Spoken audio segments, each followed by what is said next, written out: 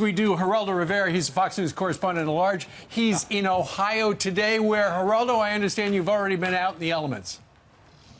I have. It's been a snowy day. You know, it's so funny. I left 89th Street, where all I had to do is dodge taxis. Here I have deer, squirrel, snow drifts. It's a whole different life. You know, deer and squirrel, us. that's lunch and dinner. You know you miss us. I do. I miss seeing you, Ainsley, especially. The other guys, not so much. Yeah, absolutely. All right. So, Geraldo, how about this? You know, over 4 days out in California, which is now a sanctuary state, ICE was able to arrest a little more than 200 people in the Bay Area. They'd been looking for close to 1,000, but it sounds like the fact that the Oakland mayor warned illegals, hey, I caught wind of ICE raids coming up, you better skedaddle.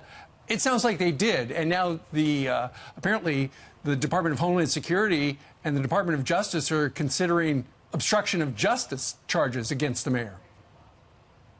Well, it's possible the mayor did commit obstruction of justice. It depends on where she got the information. She's unapologetic about it. If she got information that the ICE raid was pending through official sources, then she could very well be in a jam. She says, however, she got it from multiple informal sources, just, people chatting about it. The word came down that the ICE task force was mobilizing, was going to hit the Bay Area pretty hard to round up the undocumented immigrants. She, went out there. She says she's willing to go to jail for it. California, we have to recognize in our country, and you guys know this, the blue-red thing, the liberal-conservative thing. Many people believe that the undocumented, particularly what irked, I think, Mayor Schaaf and some of the other officials, San Jose and San Francisco's mayors also, was the fact that ICE was not just rounding up the criminal aliens, and by criminal alien, I mean someone who is here without documentation, who has committed a crime other than their mere presence. They cited a case of one woman, Maria Mendoza Sanchez, 46 years old, mother of 4, a nurse who, after 20 years residence in the Bay Area, was rounded up and deported. Those are the kinds of things that really irk people who believe, for instance, the Dreamer should be given amnesty and so forth. What about the people who had committed sexual abuse, people who apparently were drug dealing, and there's, up and down the list of people who broke the law? Steve, in those cases, obviously, it irks many people. It seems like a violation of everything we hold sacred. And yet there are some who just believe that local authorities and state authorities would be better suited, to enforce their own laws. They don't want ICE, the federal government, coming in. It's a dilemma that will not be solved absent some kind of comprehensive immigration agreement that includes the Dreamers. I just think we're going to be very contentious. There can be two sides on it no matter what. When's the last time you were in Los Angeles or San Francisco? What's that? When's the last time you were in Los Angeles or San Francisco? Oh, weeks ago. Right. Have you noticed the blossoming, ugly homeless problem that they're experiencing there? Not only do they feel like they're overtaxed and they're in the red, but I have never seen, it almost is like a city within a city of tents. Yet the San Francisco mayor has announced an $11 million fund to pay for legal aid for these detainees. How is that fair to the people who are here legally, knowing that there's clearly a need for those tax dollars elsewhere?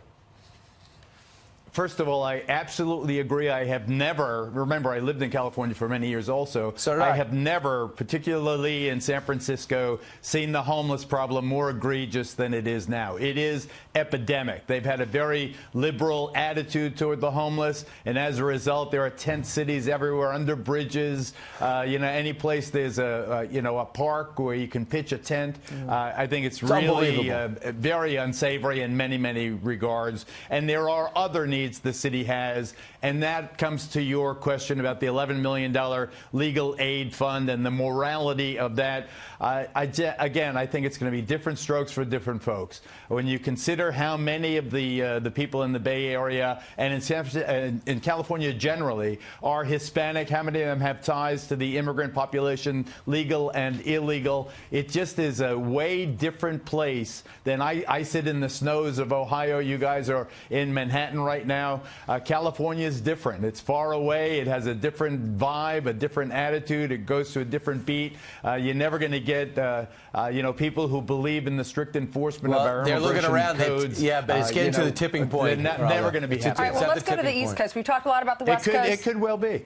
Let's go to Washington right now. Devin Nunes, chairman of the House Intel Committee, he's now saying, he wrote a scathing letter to the AG, to Jeff Sessions, yesterday, saying the FBI might have violated multiple criminal statutes in this FISA application in getting the permission to spy on the Trump campaign. What are your thoughts?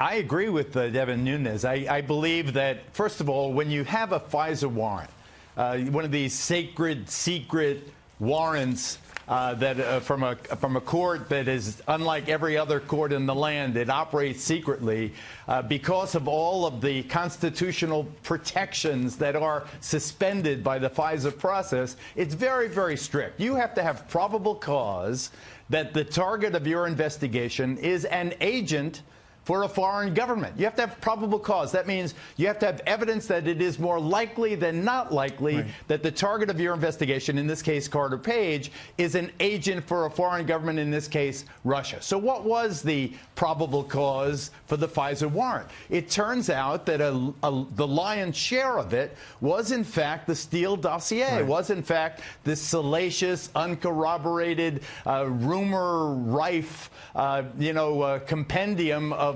Donald Trump's alleged sexual exploits with no proof whatsoever.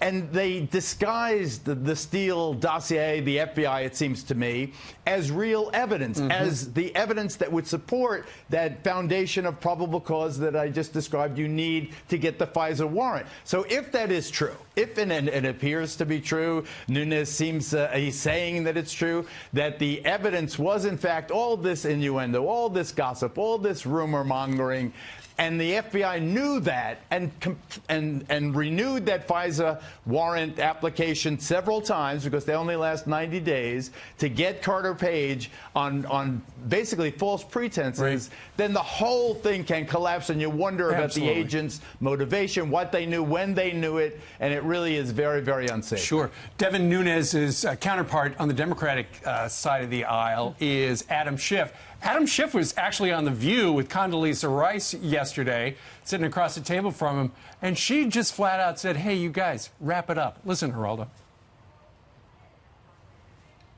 The American people are ready to move on. Everybody wants to know what happened.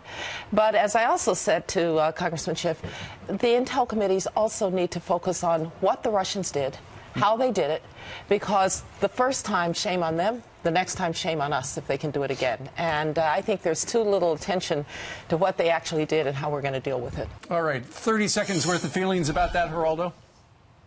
I think Secretary Rice is absolutely right. We want to know what Russia did and how they did it. But for goodness sake, there is no evidence that the president colluded with the Russians. That's what this whole thing was supposed to be about. If the president, as a candidate, was not in collusion, criminal collusion with the foreign power, then what is this really all about? Politics. Is this about getting people trapped in perjury raps? Is this about getting phony obstruction cases? Is this about the tumult and the disruption of the Trump administration? I think it is indeed time to move on. Let's see what Russia did. Let's bust their chops for it. But for goodness sake, let's free at last. Great God Almighty, let's free the President of the United States at last. Yeah, and let him just be a president for a while without this hanging over his head. It's been there from day one, even when he was president-elect. Geraldo, I got bad news. I'm going to send you out with the squirrels and the deer. You're done. Get your shovel. All right. There's also coyote. Oh, God. Yeah, look at. He's wily. All right, Geraldo, thank you very much.